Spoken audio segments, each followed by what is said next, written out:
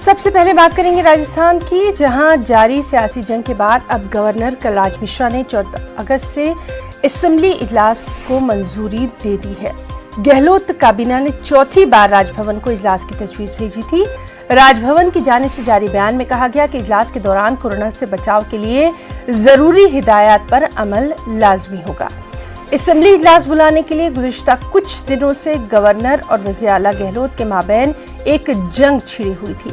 वज़ीर आला गहलोत जहां इजलास तलब करने के लिए तजवीज़ पेश करते रहे, वहीं गवर्नर हुकूमत की तजवीज़ को मुस्तरद करते रहे। गहलोत खेमे के अरकान ने असेंबली इजलास के लिए राजभवन पर अपना एहतजाज तक दर्ज करवाया। मुख्यमंत्री अशोक गहलोत जी खुद गवर्नर साहब से मिले हैं। गवर्नर साहब के साथ चाय पीकर आए हैं, बहुत अच्छी बातें हुई है। गवर्नर साहब और मुख्यमंत्री अशोक गहलोत जी खुद राजस्थान को लेकर, कोरोना संकट को लेकर बहुत चिंतित है।